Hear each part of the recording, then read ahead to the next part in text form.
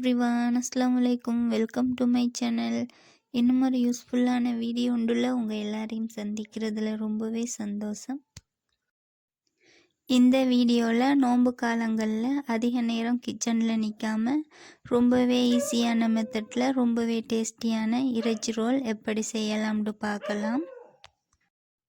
So வீடியோவை skip பண்ணாமல் ஃபுல்லாக பாருங்கள். இப்போ தான் எந்த சேனலை ஃபஸ்ட்டாக பார்க்குறீங்கன்னா மறக்காமல் சப்ஸ்கிரைப் பண்ணிவிட்டு பாருங்கள். இப்போ வாங்க வீடியோக்குள்ளே போகலாம்.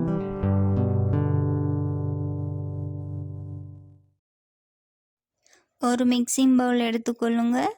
1.5 கப் அளவு கோதுமை சேர்த்துக்கொள்ளுங்க.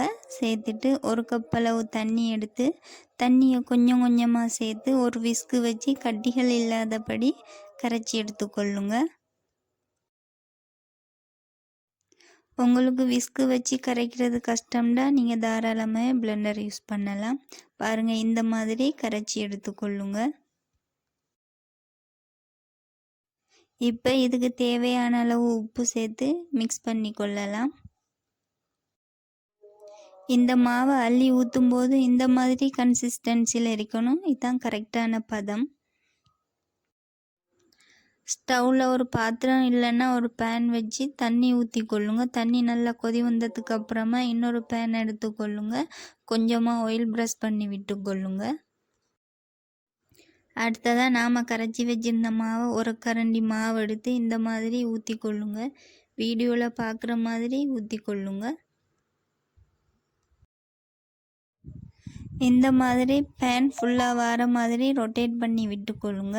இந்த மாதிரி ரொட்டேட் பண்ணி விடும்போது எஞ்சிய மாவு வரும் இல்லையா, அதை ஒரு பவுலுக்கு மாற்றி கொள்ளுங்க. மாற்றிட்டு நாம் கொதிக்க வச்சுருந்த தண்ணிக்கு மேலே இந்த பேனை வச்சு நாம் இந்த சீட்டை வேக வச்சு எடுத்துக்கொள்ளலாம். இந்த ரோல் சீட்டை நீங்கள் அதிக நேரத்துக்கு வேக வைக்கக்கூடாது. 20லேருந்து 30 செகண்டே போதும். பாருங்கள், இந்த மாதிரி பேன்லேருந்து ரிமூவ் பண்ணி எடுத்துக்கொள்ளுங்க. அதே மாதிரி மிச்சமாக இருக்கிற மாவு எல்லாமே இந்த மாதிரி ரோல் சீட் செஞ்சு எடுத்துக்கொள்ளலாம். நீங்கள் ரோல் சீட் செய்ய போகிற பேனுக்கு அதிகமாக ஆயில் ப்ரஷ் பண்ணி விட்டுறாதீங்க. அதிகமாக ஆயில் ப்ரஷ் பண்ணி விட்டால் நாம் ஊற்றும் போது மாவு பொரிஞ்சு வந்துடும். அதனால் நார்மலாக ப்ரஷ் பண்ணி விட்டுக்கொள்ளுங்க. பாருங்கள், இந்த மாதிரி அழகாக ரிமூவ் பண்ணி எடுத்துக்கொள்ளலாம். பாருங்கள் எவ்வளோ சூப்பராக இந்த ரோல் சீட் ரெடியாகி வந்திருக்குன்னு. நாம் சமோசா செய்யும் போதும் இந்த மாதிரி ரெடி பண்ணி எடுத்துக்கொள்ளலாம். ரொம்பவே சூப்பராக இருக்கும். நான் 1.5 கப் அளவு மாவு கரைச்சி வச்சுருந்தேன். பாருங்கள், அதில் 10 ரோல் சீட் செஞ்சு எடுத்திருந்தேன். மிச்சமாக இருக்கிற மாவு கரைசலை வச்சுருக்கேன். அது லாஸ்ட்டாக தேவைப்படும். இப்போ இந்த ரோல்ஸுக்கான ஃபில்லிங் ரெடி பண்ணலாம். ஸ்டவ்வில் ஒரு பேன் வச்சு கொள்ளுங்க. 3 டேபிள் ஸ்பூன் ஆயில் சேர்த்துட்டு நான் 200 கிராம் இறைச்சி எடுத்து உப்பு மஞ்சள் போட்டு வேக வச்சு எடுத்துருந்தேன். அதை உள்ளே சேர்த்து நார்மலாக பொரிச்சு எடுத்துக்கொள்ளலாம். இந்த மாதிரி ஃப்ரை ஆகி வரும்போது 150 கிராம் பெரிய வெங்காயத்தை சின்ன சின்னதாக கட் பண்ணிவிட்டு ஒரு பச்சை மிளகாய் அதையும் சின்ன சின்னதாக கட் பண்ணிவிட்டு வாசனைக்காக கொஞ்சமாக கருவேப்பிலை சேர்த்து மிக்ஸ் பண்ணி கொள்ளுங்க. இந்த மாதிரி வதங்கி வரும்போது ஒரு 1.5 டேபிள் ஸ்பூன் மாதிரி இஞ்சி பூண்டு பேஸ்ட் சேர்த்து பச்சை வாசனை போகும் வரைக்கும் நல்லாவே வதக்கி விட்டு கொள்ளுங்க. இப்போ தேவையான அளவு உப்பு சேர்த்து கொள்ளுங்க. சேர்த்துட்டு மிக்ஸ் பண்ணி விடுங்க. இந்த மாதிரி மிக்ஸ் பண்ணதுக்கு அப்புறமா 1 டீஸ்பூன் சில்லி ஃப்ளேக்ஸ் சேர்த்து கொள்ளுங்க. 2 டேபிள் ஸ்பூன் மிளகுத்தூள் சேர்த்து கொள்ளுங்க. 1 டீஸ்பூன் கரம் மசாலா சேர்த்து நல்லாவே வதக்கி விட்டு கொள்ளுங்க. நாம் இந்த மசாலா மிக்ஸ் பண்ணும்போது அதிகமாக மிளகுத்தூள் சேர்க்கும்போது ரொம்பவே டேஸ்டியாக இருக்கும். அதனால தான் நான் 2 டீஸ்பூன் மிளகுத்தூள் சேர்த்துருந்தேன். இப்போ ஃபில்லிங் ரெடி ஆகிட்டு அடுத்ததாக பார்த்தீங்க, ஒரு பவுலில் எடுத்துக்கொள்ளுங்க. ஒரு 2 டேபிள் ஸ்பூன் மாதிரி கோதுமை மாவு சேர்த்து கொஞ்சமாக தண்ணி சேர்த்து இந்த மாதிரி கரைச்சி எடுத்துக்கொள்ளுங்க.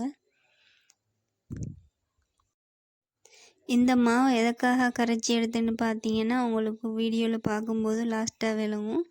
இப்போ நாம் ஒரு ரோல்ஸுக்கான சீட்ஸ் எடுத்து இந்த மாதிரி ஃபில்லிங் வச்சுக்கொள்ளுங்க. நடுவில் வைக்காமல் இந்த மாதிரி ஓரத்தில் வச்சுக்கொள்ளுங்க. வச்சுட்டு 2 பக்கமும் இந்த மாதிரி வீடியோவில் பார்க்குற மாதிரி மடித்து கொள்ளுங்க.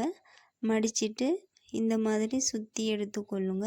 ஒரு 2 சுற்று சுற்றிட்டு அடுத்ததாக நாம் கரைச்சி வச்சுருந்த மாவை இந்த மாதிரி அப்ளை பண்ணிவிட்டு இன்னொருக்கா சுற்றி விட்டு கொள்ளுங்க. நாம் கரைச்சி வச்சுருந்த மாவை இந்த மாதிரி அப்ளை பண்ணிவிட்டு ரோலை சுற்றி விடும்போது நம்ம ரோல் ஃப்ரை பண்ணி எடுக்கும்போது ரோல் பிரியாமல் நல்லா சூப்பராகவே ஃப்ரை பண்ணி எடுத்துக்கொள்ளலாம். அதே மாதிரி மிச்சமாக இருக்கிற எல்லா சீட்ஸையும் நாம் ரெடி பண்ணி எடுத்துக்கொள்ளலாம்.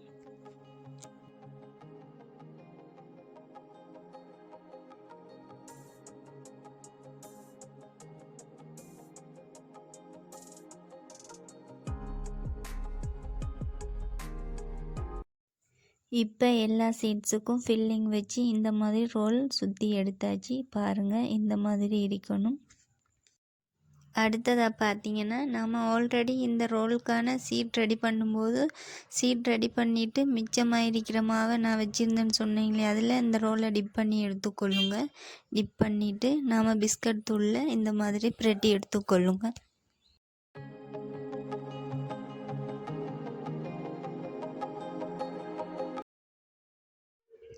அதே மாதிரி மிச்சமாக இருக்கிற எல்லா ரோல்ஸையும் கரைச்சி வச்ச மாலை டிப் பண்ணி எடுத்துட்டு அடுத்ததாக பிஸ்கட் தூளில் பிரட்டி எடுத்துக்கொள்ளலாம்.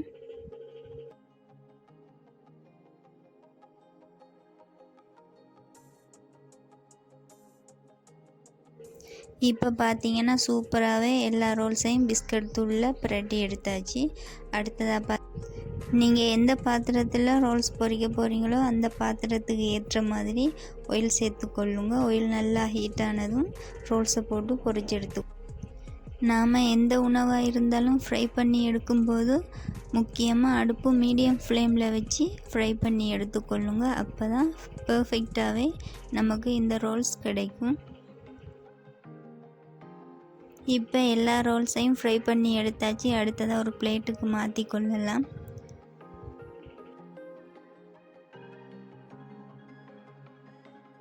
பாருங்கள், சூப்பரான இறைச்சி ரோல் ரெடி ஆகிட்டு. நான் சொன்ன மாதிரி ரோல் சீட் செஞ்சு ரொம்பவே ஈஸியான மெத்தடில் செஞ்சு பாருங்கள். ரொம்ப டேஸ்டியாகவும் இருக்கும். அதோட எவ்வளவு நேரமானாலும் அதே முறுமுறுப்போடு இருக்கும். ஸோ உங்களுக்கு வீடியோவில் பார்த்தாலே விளங்கும் எவ்வளோ கிறிஸ்பியாக இருக்குன்னு. ஸோ இந்த மாதிரி ஒரு வாட்டி செஞ்சு பாருங்கள். ரொம்ப ஈஸியாக செஞ்சிடலாம். அவ்வளவு தான். இன்னும் ஒரு சூப்பரான யூஸ்ஃபுல்லான வீடியோ ஒன்றில் உங்கள் எல்லாரையும் சந்திக்கிறேன். இந்த வீடியோ பிடிச்சிருந்தா லைக் பண்ணுங்கள், ஷேர் பண்ணுங்கள், மறக்காமல் சப்ஸ்கிரைப் பண்ணுங்கள். தேங்க்ஸ் ஃபார் வாட்சிங்.